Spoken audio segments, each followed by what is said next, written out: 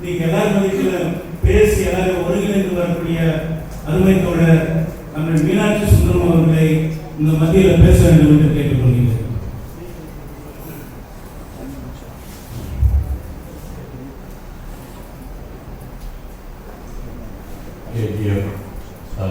ಜೆಸಿಪಿನ ಜಂಟಿ ಸಮಾವೇಶವನ್ನು ಅಧ್ಯಕ್ಷತೆ ವಹಿಸುವಂತಹ ಎಲ್ಲ ಕಾರ್ಮಿಕ ನಾಯಕರೇ,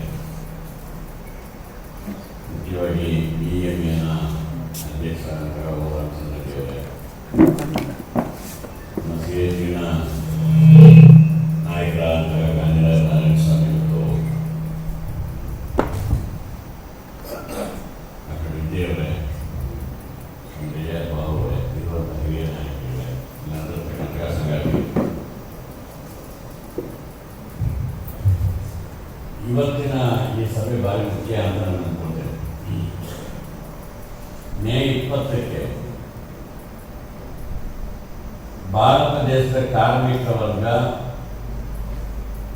ನಮ್ಮನ್ನು ಆಳುವಂತಹ ಸರ್ಕಾರಗಳಿಗೆ, ಬಂಡವಾಳಗಾರರಿಗೆ ಒಂದು ನಿರ್ದಿಷ್ಟ ಸಂದೇಶವನ್ನು ಕೊಡಬೇಕು ಅಂತ ತೀರ್ಮಾನ ಮಾಡಿದ್ರು. ಈ ತೀರ್ಮಾನ ಆಗಿದ್ದು ಮಾರ್ಚ್ 18ಕ್ಕೆ. ಕನ್ನಡದಲ್ಲಿ ಮಾತಾಡ್ಬೋದಲ್ಲ?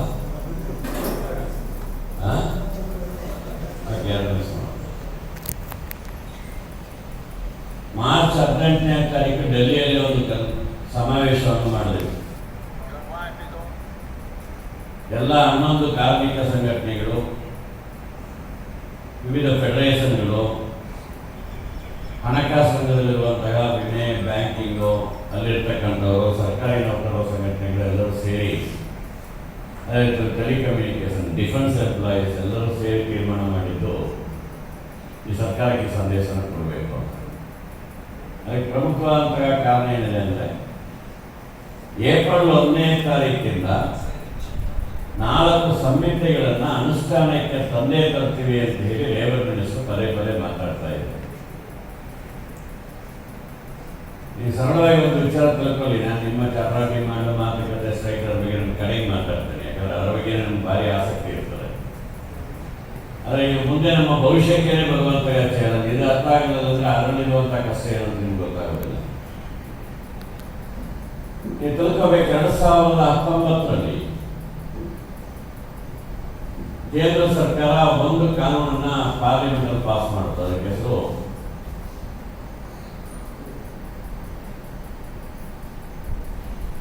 ಪೇಮೆಂಟ್ ಆಫ್ ವೇಜ್ ಕೋಡ್ ಅಂತ ಹೇಳ್ತಾರೆ. ವೇತನ ಸಂಹಿತೆ 2020ರಲ್ಲಿ 3 ಕಾನೂನುಗಳನ್ನು ಪಾರ್ಲಿಮೆಂಟಲ್ಲಿ ಪಾಸ್ ಮಾಡಬಹುದು. ಅದರಲ್ಲಿ ಒಂದು ಕೈಗಾರಿಕಾ ಬಾಂಧವ್ಯಗಳ ಸಂಹಿತೆ, ಇಂಡಸ್ಟ್ರಿಯಲ್ ರಿಲೇಷನ್ಸ್ ಕೋಡ್, ಇನ್ನೊಂದು ಸೋಷಿಯಲ್ ಸೆಕ್ಯೂರಿಟಿ ಕೋಡ್, ಸಾಮಾಜಿಕ ಸುರಕ್ಷತಾ ಸಂಹಿತೆ, ಮೂರನೇದು ಕೆಲಸದ ಸ್ಥಳಗಳಲ್ಲಿ ಆರೋಗ್ಯ, ಸುರಕ್ಷತೆ ಮತ್ತೊಂದು ಎಲ್ಲ ಕೂಡ ಇರುವಂತಹ ಇನ್ನೊಂದು ಸಂಹಿತೆ, ಆಕ್ಯುಪೇಷನಲ್ ಹೆಲ್ತ್, ಸೇಫ್ಟಿ ಎಕ್ಸೆಟ್ರಾ. ಈ 4 ಸಮಿತಿಗಳು ಜಾರಿಗೆ ಬಂದ ಕೂಡಲೇ 29 ಕಾನೂನುಗಳು, ಈಗ ಚಾಲ್ತಿಯಲ್ಲಿರುವಂತಹ ಕಾನೂನು ರದ್ದಾಗುತ್ತೆ ಅಂತ ಪಾರ್ಲಿಮೆಂಟಲ್ಲಿ ತೀರ್ಮಾನ ಆಯಿತು. ಯಾವಾಗ? 2020ರಲ್ಲಿ. ಈಗ ನಾವು 2025ರಲ್ಲಿದ್ದೀವಿ. ಈ 5 ವರ್ಷ ಆದ್ಮೇಲೆ ಸರ್ಕಾರ ಹೇಳ್ತಾ ಇರ್ತಕ್ಕಂಥದ್ದು ಈಗ ಅನುಷ್ಠಾನಕ್ಕೆ ತರ್ತೀವಿ ಅಂತ. ಪಾರ್ಲಿಮೆಂಟಲ್ಲಿ ಪಾಸ್ ಆದಂತಹ ಕಾನೂನು 4 ವರ್ಷಗಳ ಕಾಲ, 5 ವರ್ಷಗಳ ಕಾಲ ಈ ದೇಶದಲ್ಲಿ ಜಾರಿಗೆ ಬರಲಿಲ್ಲ ಅನ್ನೋದೇ ಚರಿತ್ರೆ. ಯಾಕೆ ಬರಲಿಲ್ಲ? ನೀವೇ ಕಾರಣ. ಬರಕ್ಕೆ ಬಿಡಲಿಲ್ಲ. ಜಾರಿ ಮಾಡೋಕ್ಕೆ ನಾವು ಬಿಡೋದಿಲ್ಲ ಅಂತ ನಿರಂತರವಾಗಿ ಮಾಡೋದಂಥ ಹೋರಾಟ. ಕಳೆದ ಚುನಾವಣೆ ಆದಮೇಲೆ ಈ ಸರ್ಕಾರ ಬಂತು, ಅದನ್ನು ಜಾರಿಗೆ ತರ್ತೀವಿ ನೋಡಿ, ಮತ್ತೆ ನಾವು ಬಿಡಬಾರ್ದು ಅಂತ ಮಾರ್ಚ್ 18ಕ್ಕೆ ತೀರ್ಮಾನ ಮಾಡಿದ್ವಿ. ಸ್ಪಷ್ಟ ತೀರ್ಮಾನ ಮಾಡಿದ್ದು, ಈ ಕಾಯ್ದೆಗಳನ್ನು ಅನುಷ್ಠಾನಕ್ಕೆ ತಂದರೆ ಮಾರನೇ ದಿನನೇ ಮಿಲಿಟೆಂಟ್ ಅಂತ ಹೋರಾಟಗಳಿಗೆ ಕಾರ್ಮಿಕ ವರ್ಗ ಹೋಗಬೇಕು. ತಂದರೂ ತರದೇ ಇದ್ರು ಮೇ 20ಕ್ಕೆ ಈ 4 ಸಂಹಿತೆಗಳನ್ನು ವಾಪಸ್ ಪಡಿಬೇಕು ಅನ್ನುವಂಥ ಮುಷ್ಕರಕ್ಕೆ ಹೋಗಬೇಕು ಅಂತೇಳಿ ಮಾರ್ಚ್ 18ಕ್ಕೆ ತೀರ್ಮಾನ ಮಾಡಿದ್ರು. ಒಂದೊಂದು 10-15 ನಿಮಿಷ ನಿಮಗೆ ಆಸಕ್ತಿ ಹುಟ್ಟಿಸ್ಲಿಕ್ಕಾಗಿ ಈ 4 ಸಮಿತಿಗಳಲ್ಲಿ ಏನಿದೆ ಅನ್ನೋದನ್ನು ಹೇಳ್ಬಿಡ್ತೇನೆ. ನೀವು ಆ ಪುಸ್ತಕ ತಗೊಂಡು ಓದಕ್ಕೆ ಟ್ರೈ ಮಾಡಿ. ஒரு 10-15 நிமிஷம் இந்த 4 கோடுன்னு சொல்றாங்க. கோடு தமிழ்ல என்ன சொல்லுவாங்கன்னு தெரியல.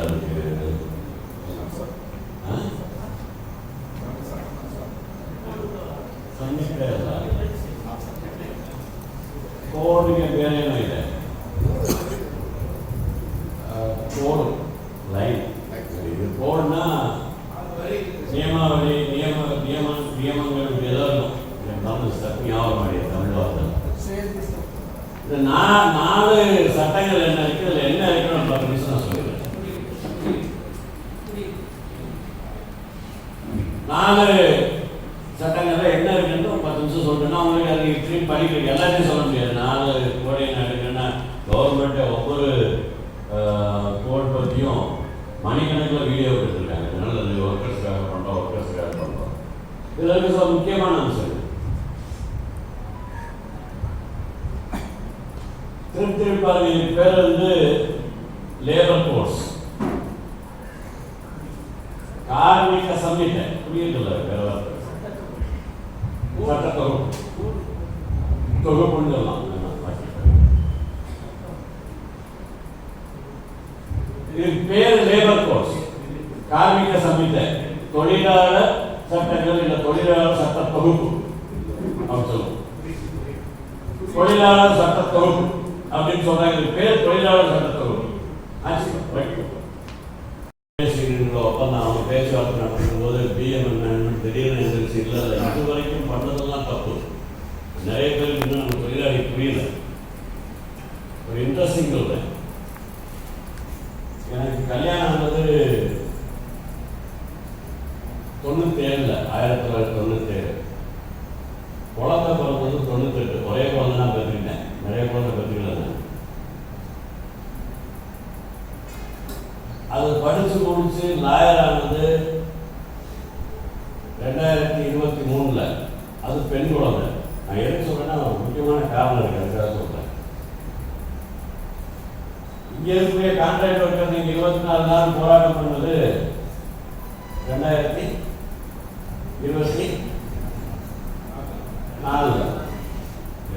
அர்த்தமா சொல்றேன். அவ்வளவுதான். 2024 நான் கேஜிஎஃப் வந்து போராட்டத்துக்கு லீடர்ஷிப் கொடுத்து இந்த பேச்சுவார்த்தைக்கு வரவே மாட்டேன்னு சொன்ன பிஎம்எல் மேனேஜ்மெண்ட்டை எழுதி வாங்கி பேச்சுவார்த்தை நடத்துறேன்னு சொல்லி அதுக்கப்புறம் 8 மீட்டிங் நடந்து 8 மீட்டிங் மினிட்ஸ் ஆகி இந்த மினிட்ஸ் ஆனது மட்டும் இல்லாமல் இன்சூரன்ஸ் ஜாஸ்தி பண்ணுறேன், ஷிஃப்ட் அலவன்ஸ் ஜாஸ்தி பண்ணுறேன், ஒரு நாளைக்கு 30 ரூபா, 35 ரூபா, 40 ரூபா, 45 ரூபா அன்ஸ்கில் ஒர்க்கர் ஸ்கில் ஒர்க்கர் வரைக்கும் நான் ஆஃபர் பண்ண வரைக்கும் பேச்சுவார்த்தை நடந்துட்டு இருக்கு. மீனாட்சிபுரம் துரோகம் பண்ணார். ஏன் துரோகம் பண்ணார்னா மீனாட்சிபுரம் பையனுக்கு வேலை வாங்கி கொடுத்தாருன்னு சொல்லி ஏன்னா 24 வரைக்கும் எனக்கு ஒரே ஒரு பொண்ணு 98 பிறந்தது. நான் கேஜிஎஃப்ல வந்து அவருக்கு லீடர்ஷிப் கொடுத்தோடனே 24 எனக்கு பையன் வந்து வேலைக்கு போகிற வயசாகிடுச்சு. கேஜிஎஃபோட மகிமை பாருங்க, உன்னோட மகிமை. சில பேர் கிளப்பி விட்டான். பையனுக்கு பிஎம்எல்ல வேலை கொடுத்தான், அதனால என் போராட்டத்தை வாபஸ் வாங்கிட்டான். ஒரே வருஷத்துல வந்து 24 நாளுக்குள்ள எனக்கு ஒரு பையன் பிறந்து அவனுக்கு 24 வயசாகி வேலையை வாங்கி கொடுத்தாங்க. அது முக்கியம். நீங்க எதுக்கு நான் சொல்றேன்னா இந்த மொத்த போராட்டம் ஜெயிச்சு வர வழி இல்லாம பிஎம்எல் மேனேஜ்மெண்ட் பேச்சுவார்த்தைக்கு வரணும் அப்படிங்கிற நிலைமை வந்ததுக்கு காரணம் என்னன்னா இண்டஸ்ட்ரியல் டிஸ்பியூட் ஆக்ட். அதெல்லாம் கேட்க இன்னும் கேஸ் போட்டோம், கூட்டு பேச்சுவார்த்தை நடத்த வைக்கணும். வரைக்கும் நம்ம போராட்டம் நடக்கும்போது அந்த போராட்டத்தை இல்லீகல் அனௌன்ஸ் பண்ண முடியல. இல்லீகல் ஸ்ட்ரைக் சொல்லி திருப்பி உங்கள்டே சொல்லிட்டு தான் லேபர் டிபார்ட்மெண்ட்ல சொன்னா 24 நாள் போராட்டம் நடந்து நம்மளே வித்ரா பண்ண வரைக்கும் அந்த வேலை நிறுத்தத்தை இல்லீகல் ஸ்ட்ரைக்னு யாரும் சொல்ல முடியல. அந்த உரிமை நமக்கு இருந்தது. இதெல்லாம் இண்டஸ்ட்ரியல் டிஸ்பியூட் ஆக்ட்ல இருக்கிறதுல இருந்த உரிமை. இப்ப புதுசா ஒன்று கொண்டு வராங்க. ரொம்ப யோசிச்சு நான் சொல்றேன், கவனமா கேளுங்க. கனடா இங்கிலீஷ் ரெண்டையும் சொல்றேன். இனிமேல் எந்த ஃபேக்டரியா இருக்கட்டும், அது பப்ளிக் யூட்டிலிட்டியா இருக்கட்டும், இல்லை ஏதாவது ஃபேக்டரியா இருக்கட்டும், அந்த ஃபேக்டரியில் ஸ்ட்ரைக் போகணும்னா நோட்டீஸ் கொடுத்து 60 நாளைக்கு அப்புறம் ஸ்ட்ரைக் போனால் இல்லீகல் ஸ்ட்ரைக். ನೋಟಿಸ್ ಕೊಟ್ಟು 60 ದಿನದ ನಂತರ ಮುಷ್ಕರಕ್ಕೆ ಹೋದ್ರೆ ಅದು ಇಲ್ಲಿಗಲ್ ಸ್ಟ್ರೈಕ್. ரொம்ப முக்கியமாக கவனிங்க. ரெண்டாவது கண்டிஷன், ஸ்ட்ரைக் பண்றதுக்கு முதல்ல 14 நாளைக்கு முதல்ல ஒரு நோட்டீஸ் கொடுத்துருக்கணும். ஃபர்ஸ்ட் நோட்டீஸ் கொடுத்து 60 நாளைக்கு அப்புறம் ஸ்ட்ரைக் பண்ணக்கூடாது. ரெண்டாவது கண்டிஷன் என்னன்னா, ஸ்ட்ரைக் பண்ற நாளைக்கு முதல்ல 14 நாளைக்கு முதல்லயே நோட்டீஸ் கொடுத்துருக்கணும். 62 ನಂತರ ಮುಷ್ಕರಕ್ಕೆ ಹೋಗಿಲ್ಲ, ನೀವು ಮುಷ್ಕರಕ್ಕೆ ಹೋಗೋ ದಿನಕ್ಕೆ ಮೊದಲು 14 ದಿನದಲ್ಲಿ ನೋಟಿಸ್ ಕೊಟ್ಟಿರಬೇಕು. ಎರಡು ಕೊಡಲಿಲ್ಲ ಅಂದ್ರೆ ಇಲ್ಲಿಗಲ್ ಸ್ಟ್ರೈಕ್. ಒಂದರಲ್ಲಿ 60 ದಿನ ಅಂತಾರೆ, ಇನ್ನೊಂದರಲ್ಲಿ 14 ದಿನ ಅಂತಾರೆ. ಆಮೇಲೆ ನೀವು ನಿಧಾನಕ್ಕೆ ಯೋಚನೆ ಮಾಡಿದ್ದಕ್ಕೆ ಏನು ಅರ್ಥ ಅಂತ. ಆದರೆ ಮೂರನೇ ಪಾಯಿಂಟ್ ಇದೆಯಲ್ಲ, ಅದು ಇಂಪಾರ್ಟೆಂಟ್. ಯಾವುದೇ ಸ್ಟ್ರೈಕ್ ನೋಟಿಸ್ ಕೊಟ್ಕೊಳ್ಳೇನೆ, ನೋಟಿಸ್ ಇಶ್ಯೂ ಆದ ಕೂಡಲೇ ಅದು ಇಂಡಸ್ಟ್ರಿಯಲ್ ಡಿಸ್ಪ್ಯೂಟ್ ಆಗಿದೆ. ನೋಟಿಸ್ ಕೊಡ್ತ ಉಡನೆ ಅದು ತೊಳಿಲ್ ವಿವಾದವಾಯಿತು. ಇಂಡಸ್ಟ್ರಿಯಲ್ ಡಿಸ್ಪ್ಯೂಟ್ ಕೈಗಾರಿಕಾ ವಿವಾದ ಕೇಸ್ ಆಯಿತು, ಡಿಸ್ಪ್ಯೂಟ್. ಇದು ಮೂರಾவது ಕಂಡೀಷನ್. நாலாவது ಕಂಡೀಷன் என்னன்னா, எந்த ஸ்ட்ரைக் டிஸ்பியூட்ல இருக்கோ, ஏதாவது இண்டஸ்ட்ரியல் டிஸ்பியூட் இருக்கும்போது எந்த ஸ்ட்ரைக் தொடருதோ அந்த ஸ்ட்ரைக் எல்லாமே இல்லீகல் ಸ್ಟ್ರೈಕ್. ಕೈಗಾರಿಕಾ ವಿವಾದ ಇರುವಂತಹ ಸಂದರ್ಭದಲ್ಲಿ ಯಾವ ಮುಷ್ಕರ ನಡೀತಿದೆಯೋ ಆ ಎಲ್ಲಾ ಮುಷ್ಕರಗಳು ಕಾನೂನುಬಾಹಿರ ಮುಷ್ಕರ. இந்த 3-4 பாயிண்ட் சேர்த்து ஒரே ஒரு சொல்லுவோம். வேற இந்தியாவில் என்ன ஸ்ட்ரைக் நடந்தாலும்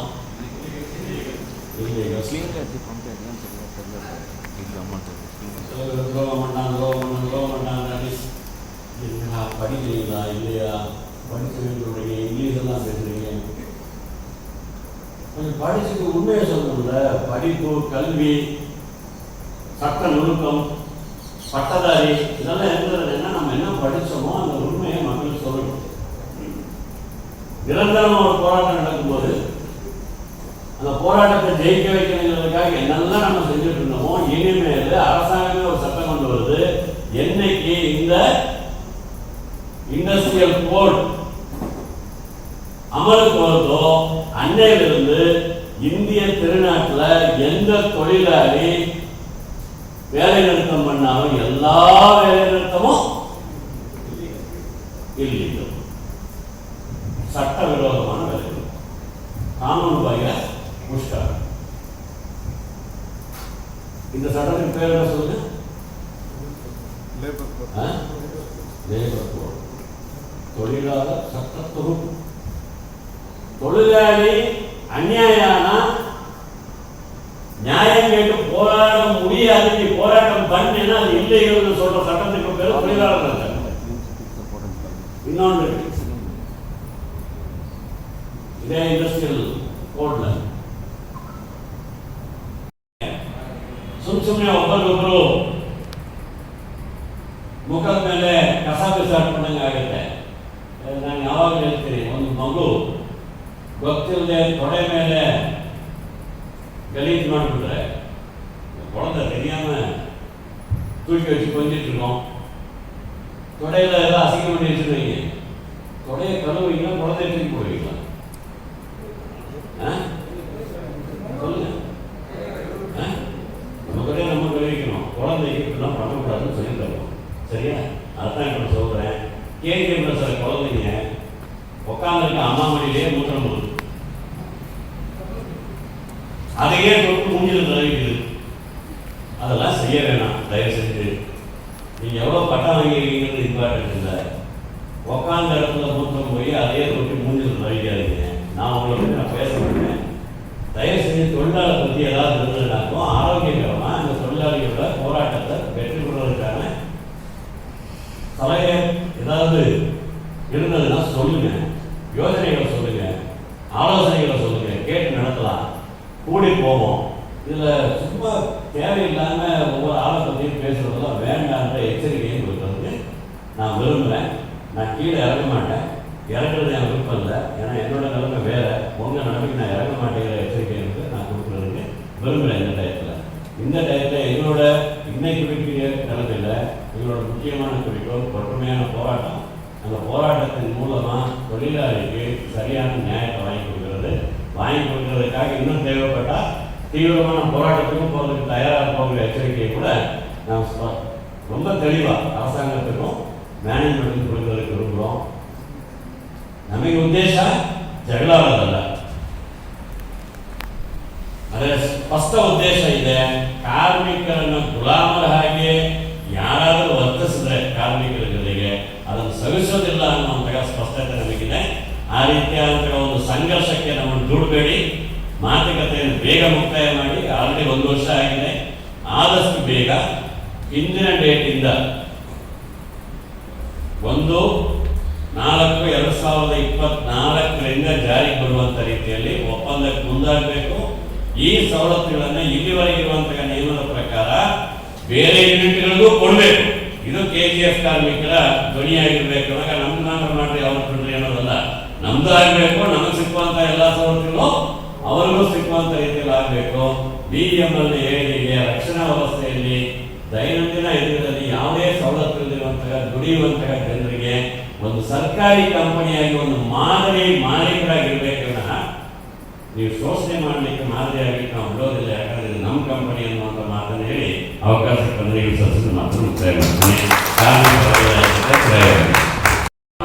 லாபத்தோட என்ன நீங்க தெரிஞ்சுக்கிறதுக்கு உங்களுக்கு உரிமை இல்லை.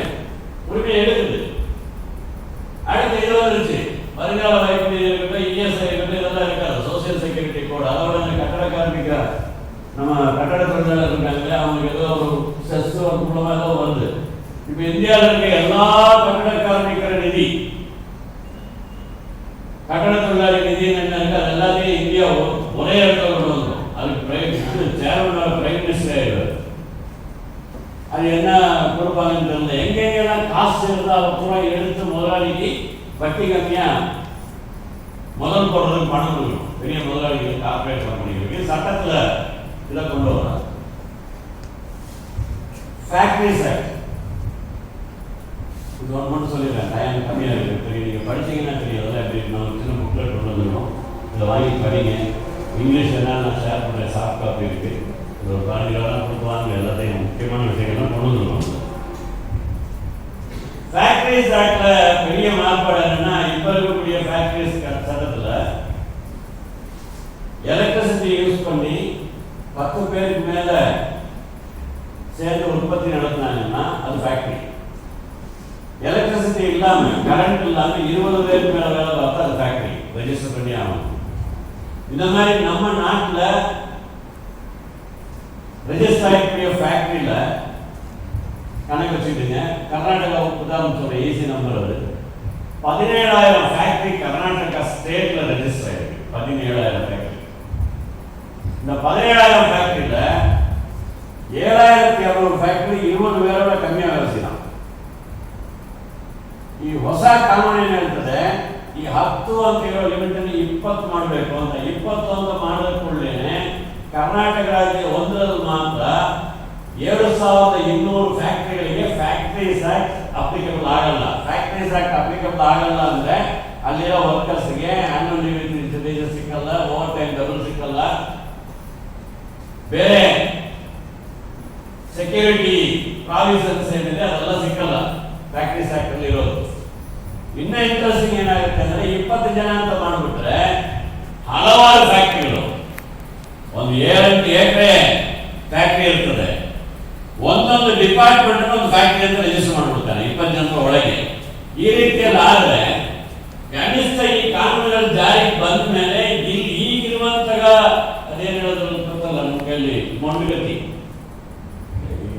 ಈಗ ಮೊಂಡಗತಿ ಇದಾರೆ ನಮ್ಮ ಇಟ್ಟ சட்டமே ಮೊಂಡಗತಿ. அதை வச்சு சண்டையை போட முடியாது. ஏதோ புத்திசாலித்தனம் இருந்தா அடிபடாம தப்பிச்சுக்கலாமே தவிர வெட்டி வீழ்த்துறதுக்கு அது ஒன்றும் இல்லை. மொன்னக்கட்டி இப்ப இருக்க சட்டமே.